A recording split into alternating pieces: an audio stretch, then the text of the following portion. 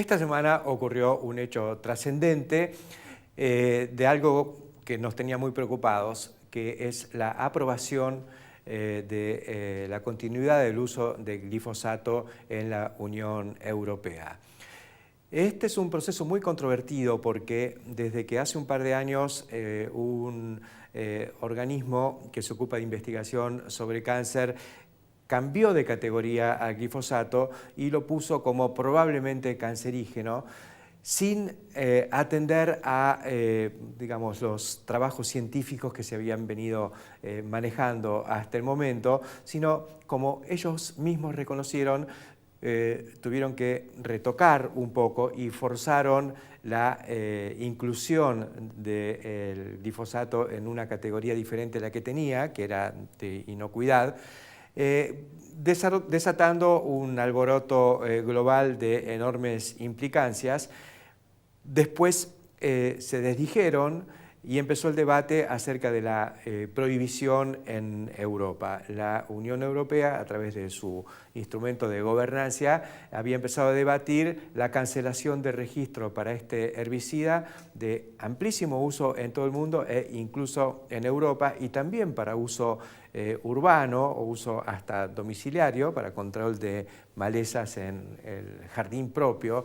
Es el herbicida más investigado de la historia, muy hackeado, muy ideologizado en el combate de muchas organizaciones no gubernamentales, a través de un proceso bastante confuso donde se fue alterando un poco el vínculo entre la comunidad urbana y los productores agropecuarios, poniéndolos bajo escrutinio. Bueno, finalmente los países de la Unión Europea votaron mayoritariamente por renovar por 5 años el registro, con lo cual se puede seguir usando en Europa, pero sobre todo produce un alivio porque uno suponía que después de una prohibición o directamente una cancelación del registro, que implica de hecho que no se puede seguir usando, se abría la caja de Pandora y se podía llegar a generar un problema para los productos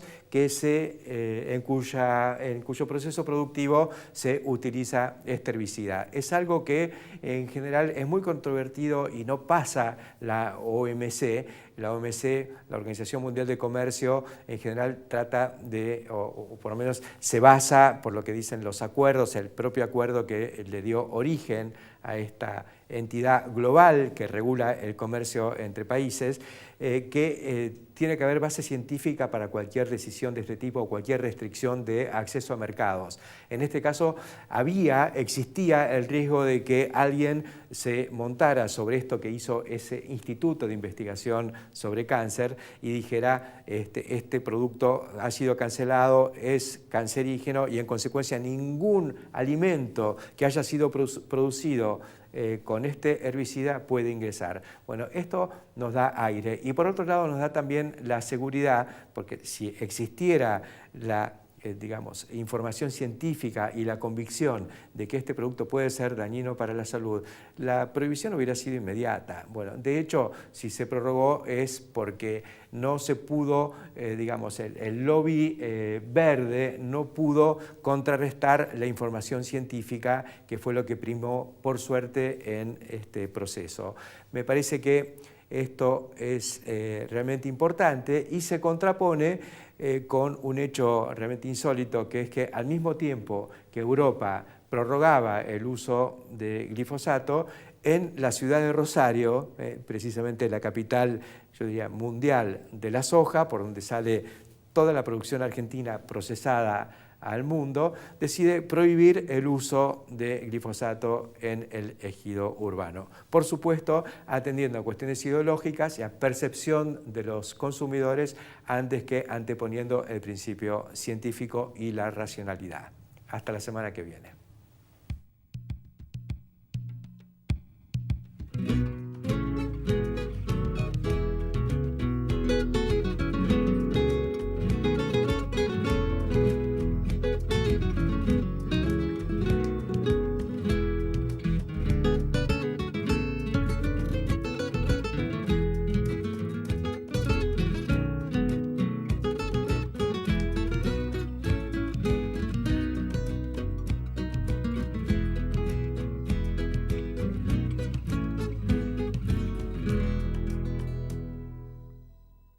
tenemos argumentos técnicos para ajustar aquella primera decisión del Ministerio de Energía. Pero de movida, entonces están con un 10,5% de reducción. Así es.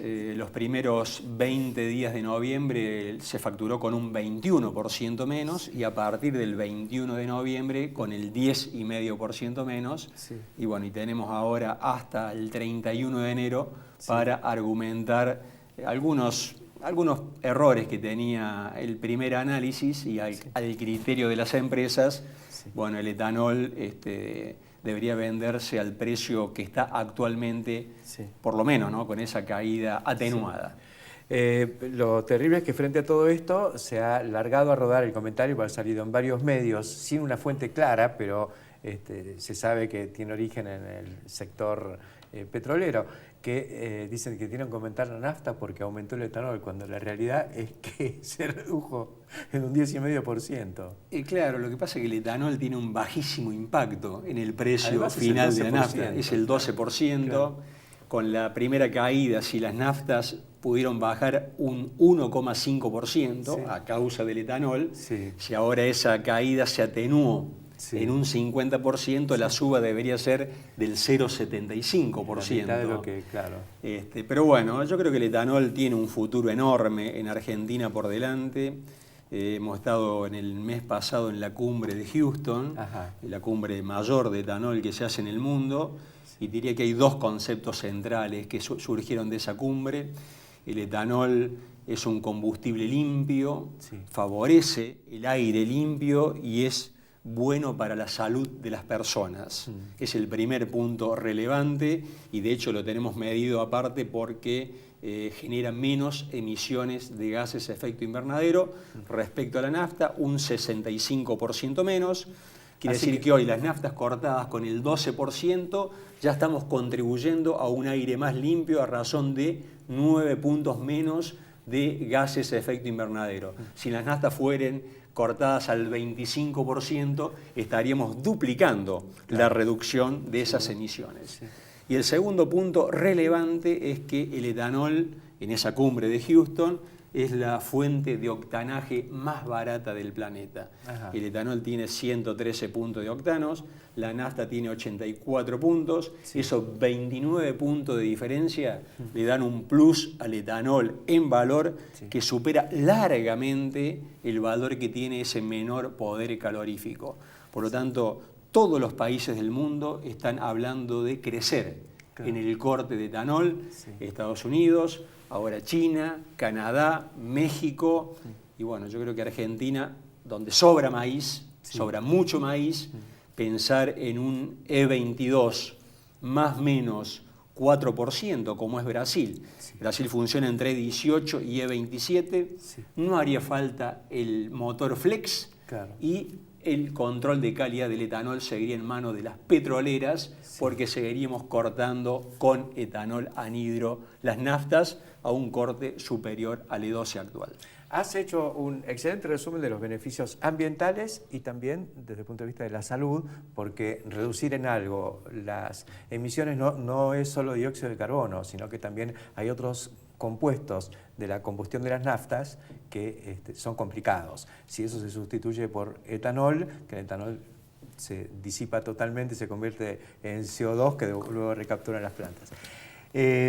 Pero hay otra característica, ¿no?, que tiene en el caso por lo menos de ACA Bio la producción de etanol. Ustedes han integrado la producción de la emisión de dióxido de carbono en la fermentación, la capturan y la utilizan como gas industrial para las bebidas carbonatadas. Es un grano mágico el maíz, queremos sacarle todo lo que más podemos al maíz.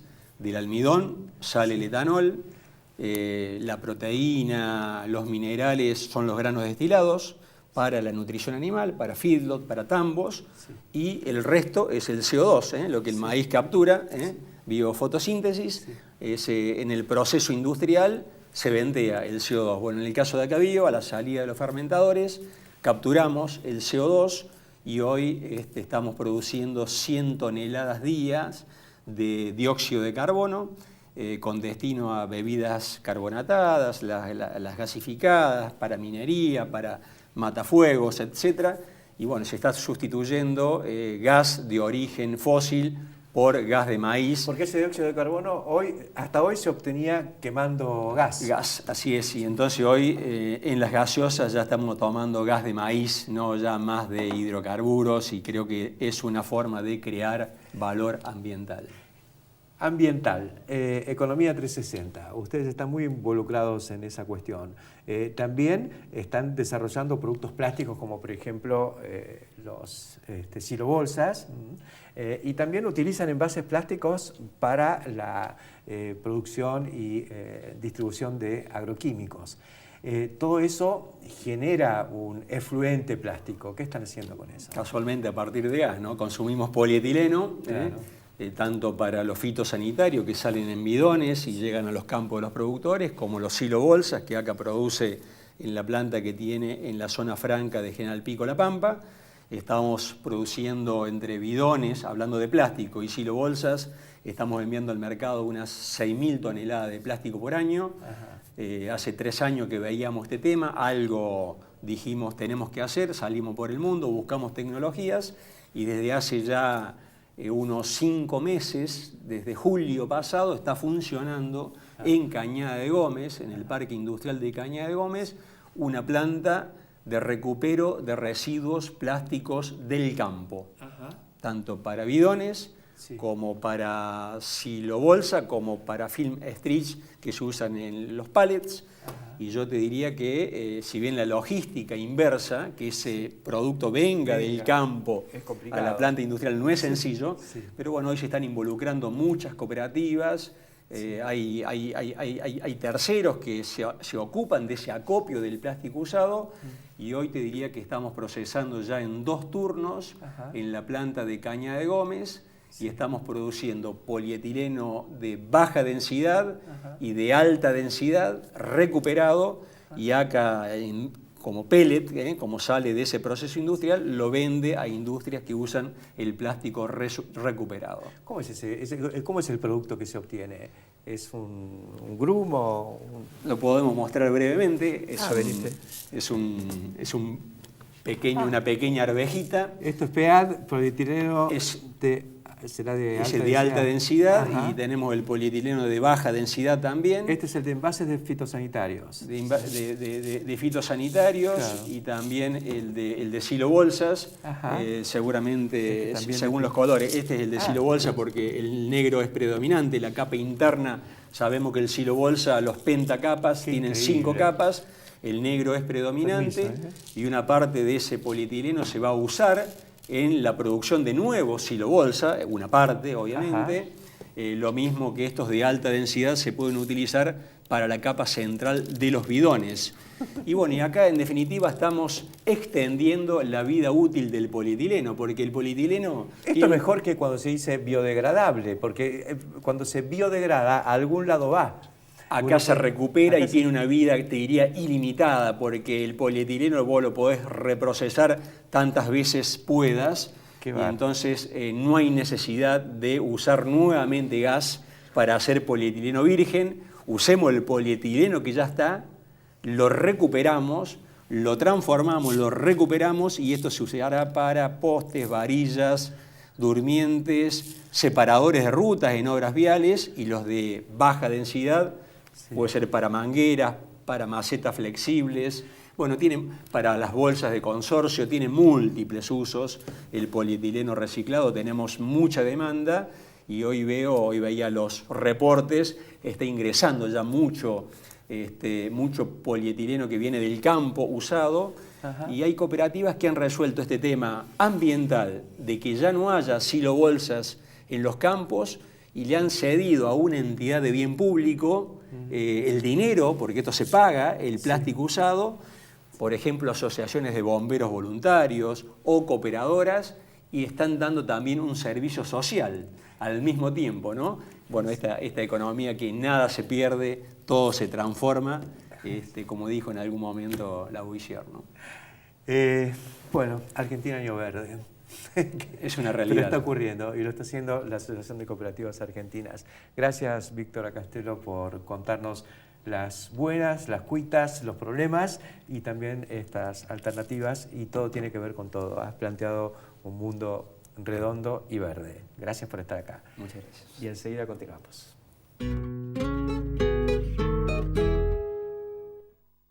Saber lo que consumimos es valorar lo que producimos. IPCBA, Instituto de Promoción de la Carne Vacuna Argentina. Rizobacter es una manera diferente de hacer agricultura. Aplicamos tecnología para potenciar la vida de cada semilla en todo el mundo. Rizobacter, una empresa argentina. Auspicia este programa el Mercado a Término de Buenos Aires. Laboratorio Agrofarma. Salud, performance y productividad animal. 100 años al servicio del productor agropecuario. Toma, chavala. ¿Me prestás? ¿Cómo negarle algo a mi cuñado? Sos un capo. Mirá que está recién afilada.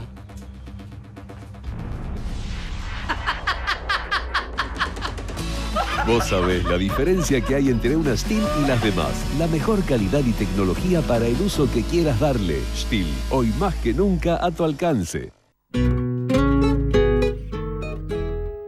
Continuamos en el campo, la industria verde, y ahora introduciéndonos en un tema poco habitual en nuestro programa, pero muy habitual en nuestras conversaciones con Mariano Winograd, ingeniero agrónomo, colega y el experto, él con mayúscula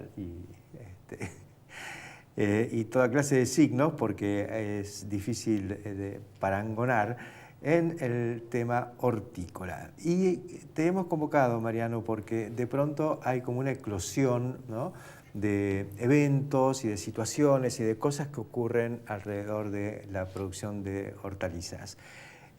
¿Cómo estás viendo esto? Y a ver si podemos relatar un poquito, porque tuvimos Expo Gorina, organizada por el Ministerio de Agroindustria de la provincia.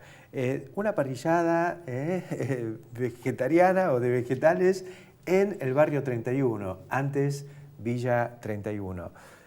Techo verde en la Casa Rosada, donde se producen parte de los productos hortícolas que se comen o que se cocinan en el comedor de la presidencia. ¿Qué está te pasando? Faltó la misión holandesa que recupera un evento que nosotros organizamos en Paseo La Plaza en el año 1996. O sea, 20 años después vuelve una misión holandesa luego de la gira exitosa del presidente Holanda, en donde además de visitar a Máxima y otras cosas, insistimos en que era imperioso que se visitara Wageningen y se conociera la experiencia de este país. Ajá. En fin, efectivamente estamos en un momento interesante. Muchas veces hemos hablado contigo acerca de lo que pasó en los últimos 20 o 30 años en la Argentina y cómo la soja tenía que ver con los procesos de la globalización y el cambio social en Asia y la incorporación del campesinado chino a la industria y a la clase media y su cambio de paradigma alimentario.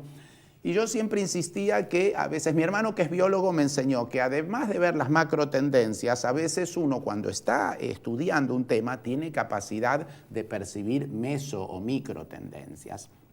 Y si bien es cierto que en Asia había una avidez por la proteína animal, también es cierto que hay otros procesos en curso. Se puede decir sale con fritas.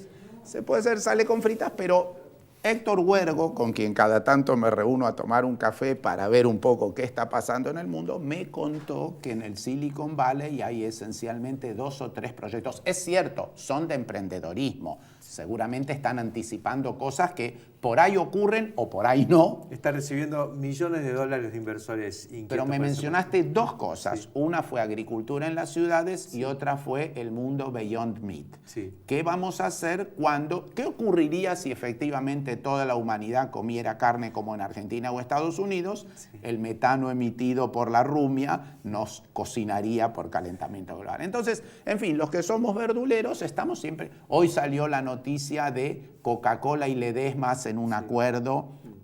Desde un punto de vista es positiva, es una salida para la naranja. Desde un punto de vista es un signo de alarma porque nos advierte que se sigue tomando una bebida en sustituto de un jugo de fruta. En fin, todo es dialéctico, ¿verdad? Sí, pero digamos que se va a consumir más naranja porque el motor de una compañía como Coca-Cola ya demostró que puede llevar a buen puerto más.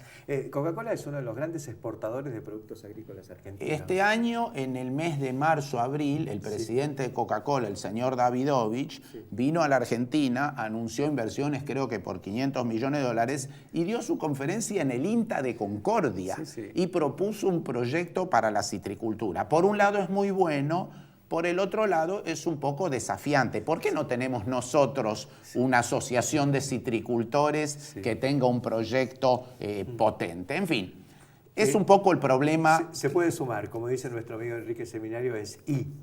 No O. Estaba pensando un poco el otro día, leí un editorial que decía que el gobierno de Macri recupera lo que fue el desafío de Frigerio. Frigerio, un editorial muy interesante, analizó toda la historia argentina sesudamente y procuró elaborar una propuesta para la Argentina, que no fuera una copia, en fin. Los planteos militares, aquella historia, la grieta, la proscripción del peronismo hizo que eso prácticamente no fuera posible. En alguna cosa sí, vino la industria automotriz, petrolera, pero en el conjunto no prosperó.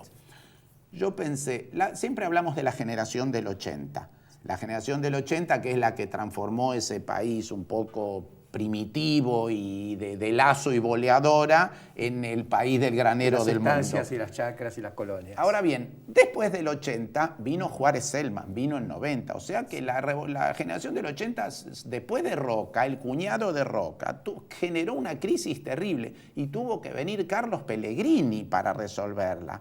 O sea que aún la generación del 80 había ahí un sector empresario burgués que todavía no se decidía a invertir, hasta que Pellegrini los encerró en una habitación con llave y le dijo, hasta que no salen invirtiendo, no lo dejo salir de acá. Eso cuenta la historia, en fin, no lo sé. Bueno, pero tuvo que ser un banco también y a partir de ahí se apalancó todo. Bien, vamos a la fruta y horticultura. Entonces, tenemos un escenario interesante porque el mundo valoriza las frutas y hortalizas por su vínculo con la salud, con el medio ambiente, con la sustentabilidad, con el empleo. Hablábamos de lo local y hasta ahora con la fotosíntesis adentro de la ciudad. Entonces, la fruta y horticultura permite hacer fotosíntesis en estas megalópolis.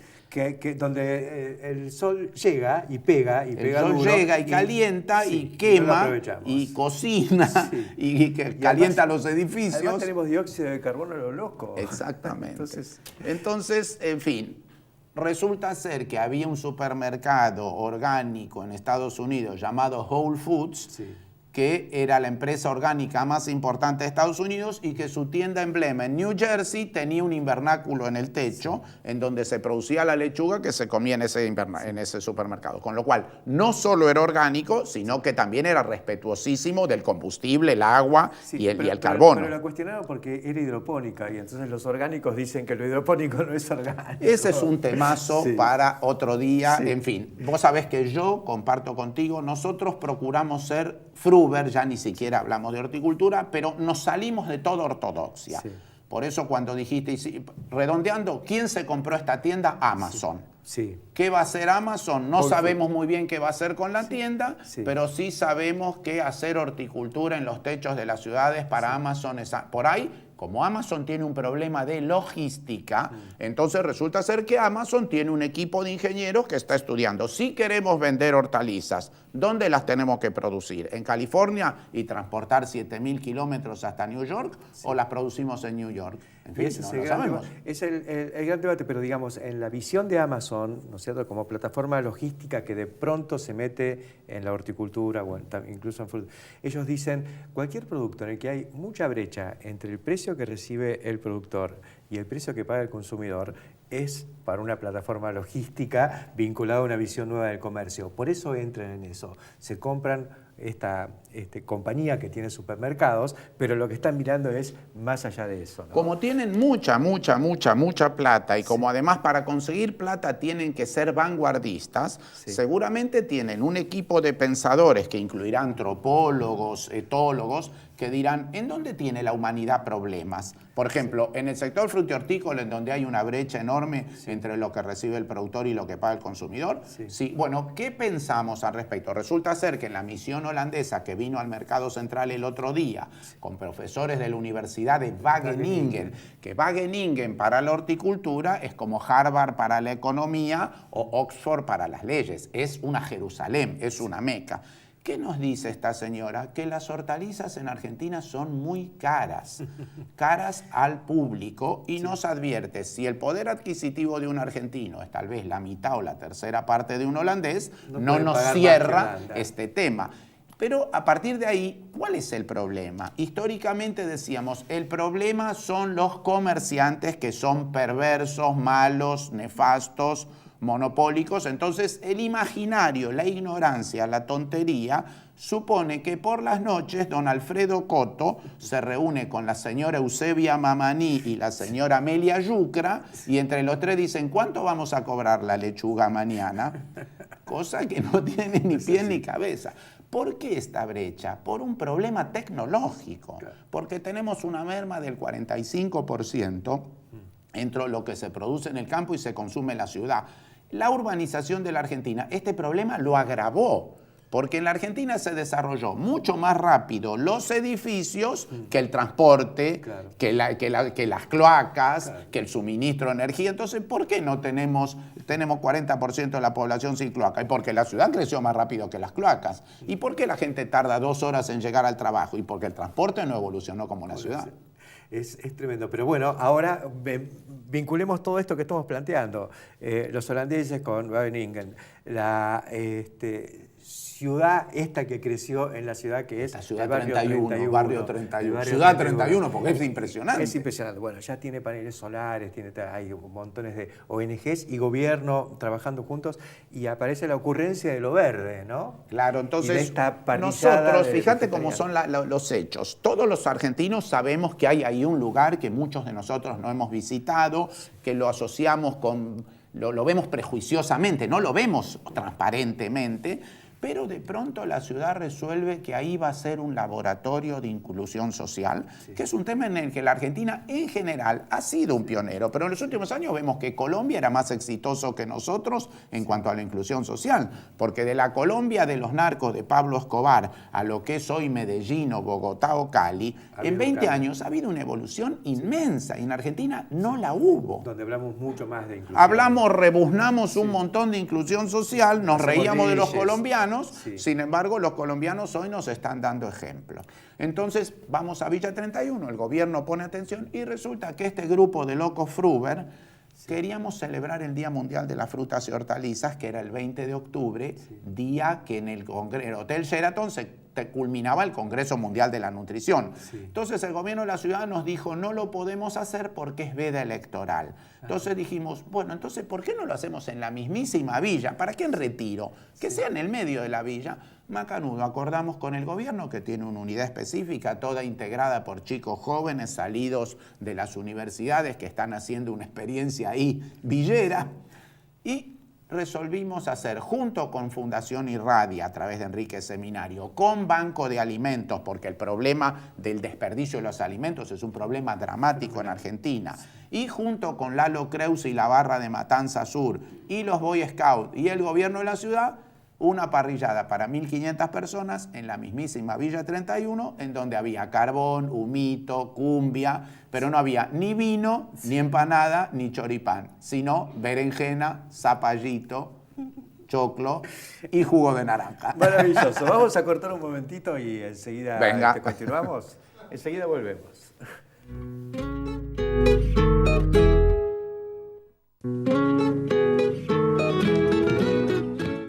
Gane con Acron Gran Max. Stinger Duo es el nuevo fungicida de DuPont. Posee un control combinado de las enfermedades de fin de ciclo a través del control químico y promoviendo las defensas naturales del cultivo. Aplica Stinger Duo y libera el potencial de tu soja. Más gestión, mejores resultados. La evolución del sistema Router. Obtenga terneras eficientes de 115-120 kilogramos en 105 días. Consulte a su distribuidor o cooperativa por financiación especial. www.router.com.ar. Ser la mejor empresa láctea es una gran responsabilidad. Una responsabilidad que alimentamos día a día para ofrecer siempre los productos lácteos de máxima calidad.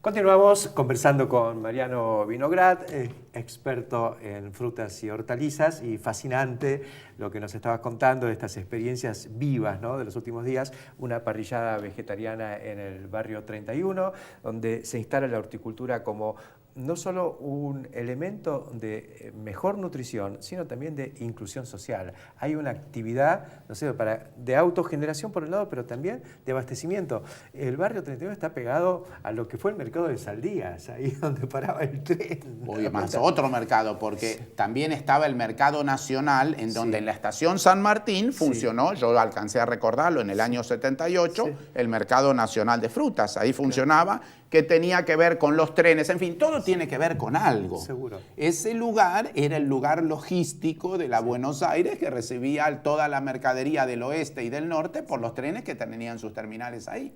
Y vos mencionaste en el bloque anterior este tema de la inquietud que hay en el emprendedorismo, sobre todo en Silicon Valley, ¿no?, por cuestiones que tienen que ver con huertas verticales, agricultura urbana, invernáculos, hidroponía, ¿no?, donde han levantado en distintas rondas de negocio millones de dólares, ¿no? Y uno ve los aparatitos o los sistemas, sobre todo en hidroponía, que están avanzando, ¿no? Así que yo imagino que ahí no hace falta mucho lugar, tienen los techos, se embellecería incluso. La villa es un lugar requete caliente porque como no hay nada verde, entonces, y los techos en muchos casos son de chapa o no son de teja o son planos con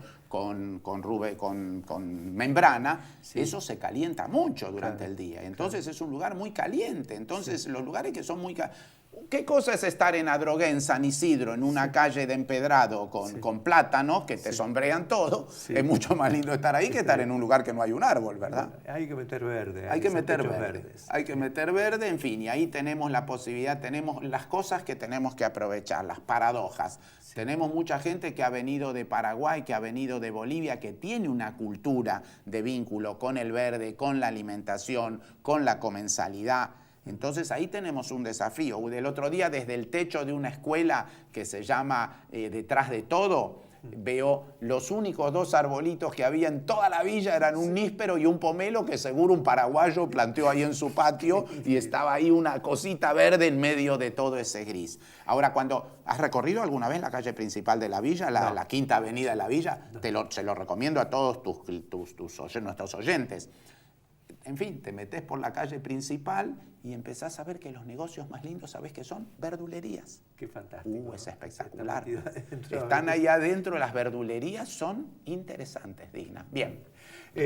Hablábamos algo de Matanza también. Claro, digamos, nos metimos adentro de la ciudad, pero hemos compartido con vos también un asado, pero asado posta, no solo de verduras. Ese fue con todo, pero era en una quinta de Ciruelas. ¿Dónde la hicimos? En una quinta de Ciruelas, en una quinta de Ciruelas en González. Entonces nuevamente aparece la cuestión de la inclusión social vinculada a la nutrición, al trabajo, al empleo, al abastecimiento, a estas redes que vinculan al campo acá, muy cercano. Quiero contar una historia. Sí. En la crisis del 2001 yo trabajaba en un equipo en Ocraba, que era el órgano de control de la red de accesos a Buenos Aires. Sí. Se estaban realizando las autopistas. Si no me equivoco, en aquel entonces ya estaba realizada, obviamente, Acceso Norte, que fue la primera, después Acceso Sudeste, Buen Aire, pero si no me equivoco estábamos en el proceso de construcción o terminación de la autopista del Oeste. Sí. Y el ingeniero Cruz pergeñó, nosotros seguimos haciendo autopistas radiales, la ciudad en picada que se extiende 40, 50, 60 kilómetros, con todos los problemas que eso conlleva. Necesitamos hacer la autopista Anillo, que ya existió con la General Paz, el Camino de Cintura, y luego la Ruta 6, Campana, La Plata. Entonces dijo, vamos a hacer la autopista Presidente Perón. va a arrancar en Puente Márquez, donde Camino del Buen Aire termina en acceso este, y va a dar la vuelta por detrás del aeropuerto de Ezeiza, y va a terminar en Punta Lara, en la cabecera del puente Buenos Aires-Colonia. Pero esta sí va a ser una verdadera autopista verde y vamos a expropiar 1 kilómetro a cada lado de la autopista para hacer horticultura, para hacer un Silicon Valley, un Greenbelt Valley de la Argentina. Fuimos a Duhalde, me acuerdo siempre, y cuando Duhalde dijo, sí, yo ya sé cómo es una autopista parque, se parece a la autopista Riccieri, con gente haciendo picnic, tiene cipreses. Yo me levanté y le dije, no, señor gobernador, usted está equivocado. Esto se va a parecer a Westland Nord, a las 14.000 hectáreas de invernáculos que hay entre Rotterdam y Ámsterdam. Bueno, no lo podía imaginar. En fin, resulta ser que ahora Bullrich, electo senador, está pensando en algo por el estilo. Y tenemos al proyecto... Hay una traza hecha. Esa autopista está avanzando. ¿Sabes lo que es 20 de junio? ¿Tus oyentes saben lo que es 20 de junio? Un pueblecito bucólico que está dentro de La Matanza. En el medio de la conflictividad social hay un lugarcito bucólico que parece una película de Sandrini, se llama 20 de junio. Y por ahí pasa esta autopista y nadie está hablando de ella. Así que... arranca donde termina el Buen Aire. Y arranca donde termina el Buen Aire, que es Puente Márquez. Buen Aire termina en acceso este. Y a partir de ahí está el río Reconquista, que nadie va para allá. Para allá está Mariano Acosta, Ferrari, en fin. Un lugar que como no tiene autopista... El 90% de los habitantes de Buenos Aires nunca fue a Mariano Acosta, no sabe dónde es, pero yo cuando me inicié en la horticultura en el 79, era el emporio de la colonización portuguesa, toda la lechuga venía de ahí. Pontevedra. Pontevedra. El otro día estuve en Florencio Varela oyendo la historia de los inmigrantes japoneses a la Argentina y resulta ser que atrás de Ituzaingó, Merlo, Libertad, Pontevedra, eso eran colonias impresionantes de productores. Increíble. Y ahora ha llegado el momento de recuperar eso. ¿Y cuál es la lógica de hoy? El problema energético y alimentario. Necesitamos usar la fotosíntesis del sol que cae sobre la ciudad para producir alimentos. En vez de para cocinarnos y para refrigerarnos con aire acondicionado. Y el agua que cae sobre la ciudad, ¿qué la hacemos? La tenemos que utilizar. Y con una mirada no tecnofóbica, ¿no? Porque muchas veces cuando se dice la huerta le ponemos el... Ese ha sido el problema. Hemos tenido el éxito de ProHuerta en medio de la crisis del 2001. ProHuerta, programa del INTA, también... Que fue muy valioso en el sentido de la inclusión, de la cultura del trabajo. En el momento de... ¿Te acordás en la hecatombe que no sabíamos si iba a volver la moneda, que había TRUE, que no sabíamos si iba a volver el capitalismo? En fin, en 2 años después con la soja nos olvidamos y ya estábamos de nuevo creciendo. En ese momento, ProHuerta ocupó un rol importante. Ahora, el dogmatismo tecnofóbico es un problema muy serio que yo creo que ocurre en muchos países del mundo, pero acá está un poco agravado. Venimos acá, fíjate que en Europa, que hicieron punta con esto, al final dieron marcha atrás con la... ¿Aprobaron el glifosato? Aprobaron el glifosato un par de días después de que lo prohibió Rosario, capital mundial de la soja hecha con herbicida. En fin, nosotros necesitamos, si nosotros queremos salir de la pobreza, nosotros necesitamos usar y no aborrecer el conocimiento. Entonces, ¿hay conocimiento en una persona que sabe hacer un cultivo sin usar ningún agroquímico y todos los días a la mañana con un alicate, con una pincita de depilar, toma cada pulgón con la pincita y lo pone en un quemador? Sí, hay conocimiento. Hay conocimiento, pero también hay conocimiento en el científico que está estudiando genética o química o biología molecular. La idea de que el conocimiento está solamente en el curandero y no en el científico, en fin, es una idea muy, muy tonta. Entonces, ¿cómo vamos a salir del 30% de pobreza si no usamos el conocimiento que está disponible en la Argentina y en el mundo? Y lo aplicamos en este sector. Y lo aplicamos en este sector que lo necesita. Donde hay problemas de empleo y de nutrición. En donde Argentina fue pionero. Cuando llegaron los italianos a la Argentina, no ya los del 30, sino los de después de la guerra, en el 50, en el 52, cuando Perón trajo a los italianos a la colonia La Capilla, Europa estaba devastada y Argentina hizo punta en el mundo con su fruta. Es así. Entonces, cuando los señores Bovino en Concepción del Uruguay desarrollaron el pomelo, Argentina, Chile no era nada, Perú no era nada, Colombia estaba en la barbarie, Brasil estaba en el atraso. Sí. En fin, algo tenemos que recuperar. Muchas gracias, Mariano, es fantástico, te vamos a traer más seguido, porque la verdad que aprendemos, nos divertimos, nos entretenemos y sobre todo salimos cargados de energía positiva. De fotosíntesis. De fotosíntesis. Gracias de nuevo y enseguida continuamos.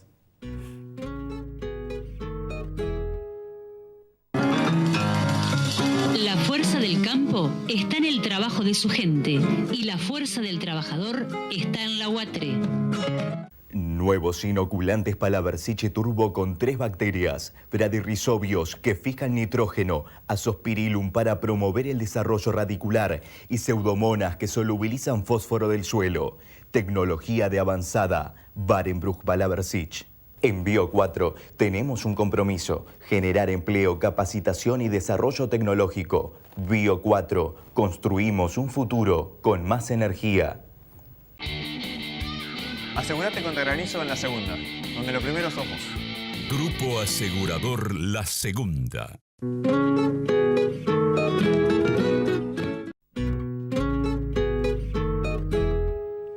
Continuamos en el campo, la industria verde, ahora con Jorge Castro, y la verdad que Jorge venimos de estos comentarios de Mariano Vinograd interesantísimos, nos metió en el mundo de la verdura, de las frutas y hortalizas, súper urbano. Y bueno, es un poco la contracara de la visión que venimos compartiendo desde hace tiempo con lo que es la inserción del país en el mundo a través de estos productos emblemáticos que tenemos, ¿no? Como soja, maíz. Exactamente. Lo que es un informe del Departamento de Agricultura de Estados Unidos, Héctor, conocido usualmente como USDA. Establece una regla. Lo que muestra en primer lugar es que el consumo per cápita de los granos para la alimentación humana, trigo, arroz, prácticamente no ha crecido entre 1990 y 2016, salvo, por cierto, el factor demográfico, el incremento de la población. El consumo per cápita no ha subido. El consumo per cápita no ha crecido en términos reales, desde el 91 en adelante. Al mismo tiempo, el consumo per cápita de los granos destinados a la alimentación animal, soja y maíz, han crecido notablemente. El consumo per cápita del maíz desde 1991 al 2016 ha crecido 1.9% por año. El consumo per cápita de la soja entre el 91 y el 2016 ha crecido 2.3% anual. Qué notable. En 25 años... más de 2% anual. Más de 2% anual. Increíble. Ahora, ¿cuál es la razón de esto? La razón de esto es que los granos para la alimentación animal, soja y maíz, son los que están atrás de una gigantesca transición dietaria que tiene lugar en más de la mitad de la población del mundo, que es la población asiática, con eje en China. El aumento, este crecimiento acelerado y vuelco masivo al consumo de proteínas cárnicas se manifiesta en un incremento más que proporcional de los granos para la alimentación animal, soja y maíz. Es así. Entonces, el resultado es que el Departamento de Agricultura de Estados Unidos, USDA, tiene previsto que en los próximos 10 años las exportaciones de granos en el mercado mundial se duplican, pero con esta precisión. Más de 70% del incremento de las exportaciones de granos en el mercado mundial son obra de los granos para la alimentación animal. Todo se mueve alrededor de eso. Todo se mueve alrededor de eso, los granos para la alimentación animal, soja y maíz. Sí. Esto tiene que ver con el hecho de que más de 2/3 de las exportaciones de granos para la alimentación animal van precisamente para atender y satisfacer la demanda que provoca en la transición dietaria el vuelco masivo de la población al consumo de proteínas cárnicas. El otro tercio proviene la fuente del incremento de los granos para la alimentación animal.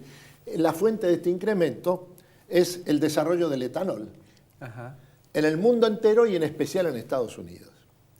Ya es el 40% de la producción de maíz en Estados Unidos va para etanol. Etanol, exactamente. Sí.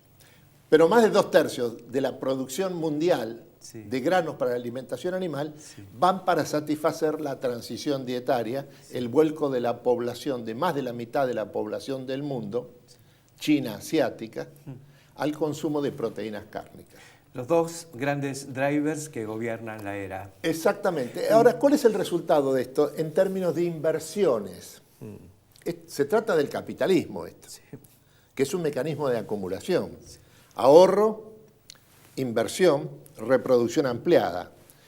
Lo que está sucediendo es que los grandes fondos de inversión de Wall Street están siguiendo los trazos de esta nueva geopolítica del consumo de granos para la alimentación animal.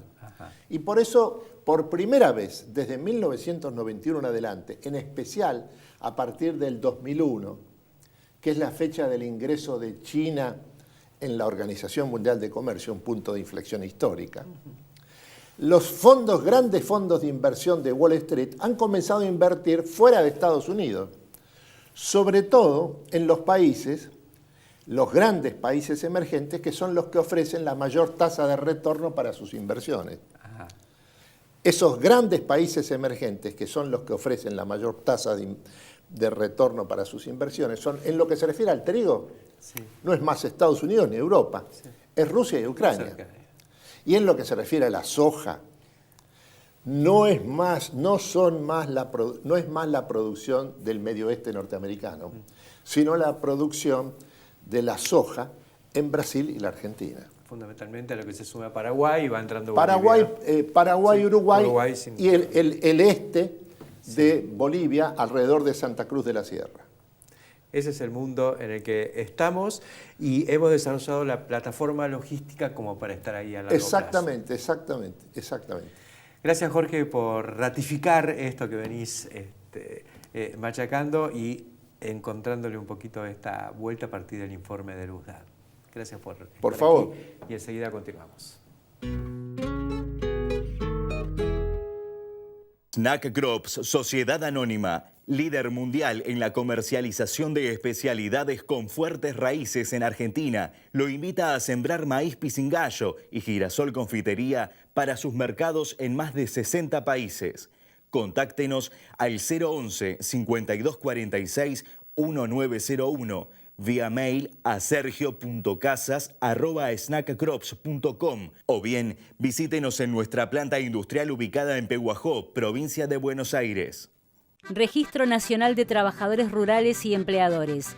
Informate en www.renatre.org.ar o llama gratuitamente al 0800 777-7366. Dignificamos el trabajo rural. Renatre. Somos el campo. Haga bolsa los problemas de la cosecha. Y Pesa Silo. En Bolsa Más.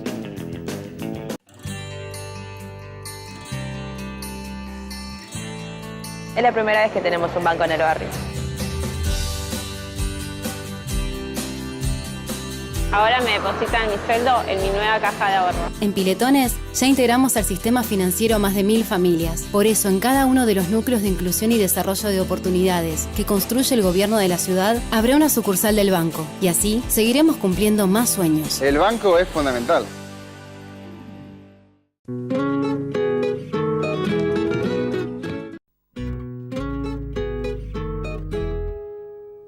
Esta semana ocurrió un hecho trascendente de algo que nos tenía muy preocupados, que es la aprobación de la continuidad del uso de glifosato en la Unión Europea.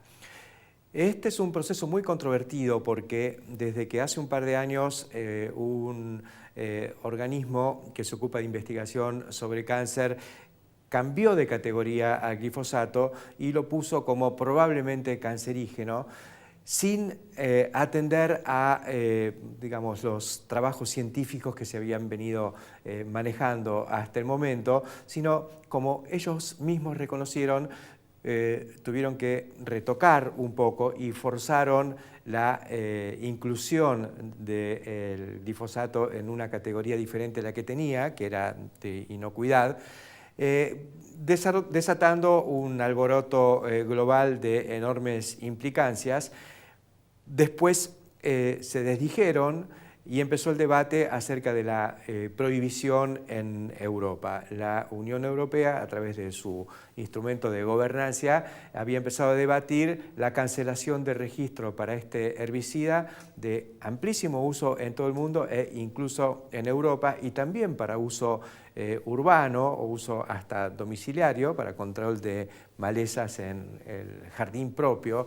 Es el herbicida más investigado de la historia, muy hackeado, muy ideologizado en el combate de muchas organizaciones no gubernamentales, a través de un proceso bastante confuso donde se fue alterando un poco el vínculo entre la comunidad urbana y los productores agropecuarios, poniéndolos bajo escrutinio. Bueno, finalmente los países de la Unión Europea votaron mayoritariamente por renovar por 5 años el registro, con lo cual se puede seguir usando en Europa, pero sobre todo produce un alivio porque uno suponía que después de una prohibición o directamente una cancelación del registro, que implica de hecho que no se puede seguir usando, se abría la caja de Pandora y se podía llegar a generar un problema para los productos